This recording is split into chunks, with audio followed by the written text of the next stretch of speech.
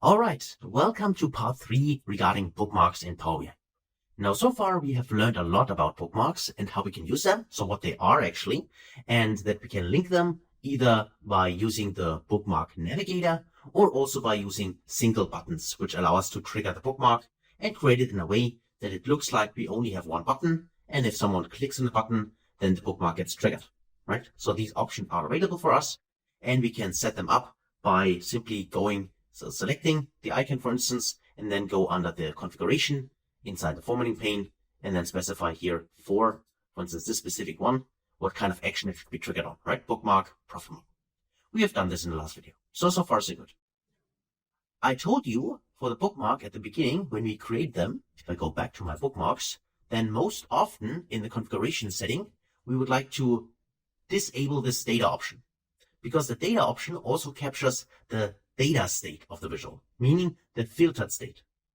And I also told you that this could be very helpful if you like to create a kind of reset button, like reset, remove all the slicers which have been applied. So that could be interesting for this data option. And now I'd like to show you this so you know how that works. So for that, let's actually first create some kind of slicer here. So let's go to the data view, click on the cylinder, and let me search for ship mode. I already did that here. So let me select ship mode. So I simply click ship mode and make sure you do not click or select anything on the report page. Just click somewhere on empty space and then click on ship mode. So now we have a little table for the ship mode, and I like to convert this into a slicer. So I go under build a visual and choose here the slicer icon. And then I also want to format this. So I click on the formatting icon here. There's not much to format besides the slicer header. Let me just remove this for now. And let's go to more options and then go to the format on the right side and just specify here for the slicer settings, for instance, that I don't want to see a vertical list. I'd like to see this as a tile. So this gives me the option to have it like that. And then let me actually drag this up in the top bar here. Now we have here our list of, in this case, different kinds of ship modes, which we can use. That's just one slicer here, but of course you could add additional slicers, like filtering for the year, for instance. So if I go in here, go to the options here and say, get rid of that one.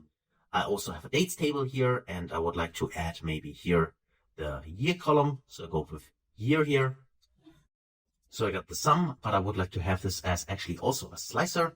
So if I go in here and choose slicer here, and then I want to also format this, so I need to go to the formatting option, click on this little pencil icon. Also, I remove the slicer header, and then I go to more options, and then on the style here, I'd like to also see this as a tile. So I like the tile view, that's why I choose this one, but feel free to choose a different visualization type for the slicer if you want. Also make this a little bit smaller, like that. Okay, so we have something kind of similar. Now, if I would now filter my data, so for instance, I'm interested in DHL Express, I click this here, and I can see that the data changes, right? So if I click on DHL here, I can also see that the data changes. And if I click on 2023 here, I would see the data for DHL in 2023. So you can clearly see that the visuals get affected by that. And the point I have is the following. If I now trigger here this one, the bookmark, using control click on the bookmark, you see that now this is also filtered currently to DHL in 2023. We can see that here, because here we have the time on the axis. And if I select 2022, you see that now the data changes again. And if I choose, for instance, hold control key and choose UPS, then I can see also this changes. So clearly, the filter get applied on all the bookmarks, and also the filter do not get reset. Right? You can see that if I go to the other bookmark by clicking on this icon here, control click, you see that these filters are still in place and filtering these bookmarks. So this visual, in this case, this bookmark, the sales bookmark. Now this is the default behavior because when we created the bookmarks, if I go back to the bookmark option here, we said that here we uncheck the data option, meaning the state is not captured. Because the state when you first created the bookmarks was that there are no filters. So there is no filter 2022 and also no filter on DHL and UPS. And that means if we would have checked the data, or leave that checked, then if we trigger the bookmark, then those filters get reset. And the way I'm going to show you this is actually, let me just first deselect this one and also this one here so I can see all the data again. And now let's, for an example, create another bookmark. So let's go in here, click on add, and you see that the bookmarks get automatically added to the navigator. So now if I use bookmark number 3 and click on the 3 dots here, and I just say I would like to update, including the data checked, meaning the state currently, like having no slices applied to the data, is also saved in this bookmark. If I click on update here, click on update, now you see that if, for instance, I go to a different bookmark, like for instance, profit bookmark in here, I see the profit, and then I just say I'd like to filter maybe here 2021 and also DHL. You see that now the data changes, right? And if I go to the sales bookmark in here, you would see that those filters are still applied. So far, so good. But if I go back to the profit bookmark here, again, the filters are still applied. And if I now jump from the profit bookmark to my reset bookmark, bookmark number 3, control click here, you see that now the filter here get removed. So that's different, right? Regarding the sales bookmark. Because for the sales bookmark, if we go to the sales bookmark again here, we have on the 3 dots here, deselect the data, meaning that the slicer, the current slicer effect or settings like DHL 2022, these are stored, though they are not actually modified by the bookmark. And the same is true for the profit bookmark. I can jump to profit and you see that this is still applied because the data was unchecked. But for bookmark number 3, the data was actually checked. And the bookmark number 3 was stored with no filter applied, so no slicer. And that is why if we jump to bookmark number 3, we reset all the slices. And that's why you can create a bookmark. That's what I meant when I said you can reset slicer bookmarks. So reset all slicers like that.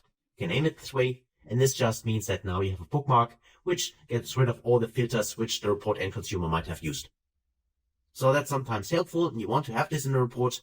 And of course, you can link this bookmark also and attach it to a specific button, right? You can go to the button section here and then choose something you'd like to use. For instance, this back icon here, you get a little arrow here, or this reset, that also would work. And then you just link the reset all slicers to this button. So instead of having the bookmark navigator where it appears, you go in here, say under buttons, go to reset, click this option. Now you have here the reset button. Let me also maybe drag this and place it somewhere, maybe here, for instance, like this little arrow here. And then we just select it, go to the formatting option and say here, for this one, we'd like to have an action. Go to actions, turn this on and say not back, but instead we would like to link this to a bookmark. And then we just choose for the bookmark the reset all slicers. So we have our bookmark here. And now we could actually select something, go here and also go here. That's like this one here, for instance, right? And then we just trigger this, click here, and you see that all the slices have been removed and the default data is visible again. So that's how we can use or create this remove all slicer interaction to reset the view and make it the default view again, right? With like the view when the report consumer first actually goes to the report and the default view. So that's it actually for the third part of the bookmarks. So you've seen there are a lot of options to consider, there are options to configure, and that's how you use bookmarks in your Power BI reports. So, and as I always say, the more often you use, the better you become. This is why now it's your turn. Please try it out yourself in your own reports, and then I hopefully see you in the next video. Until then, best guys.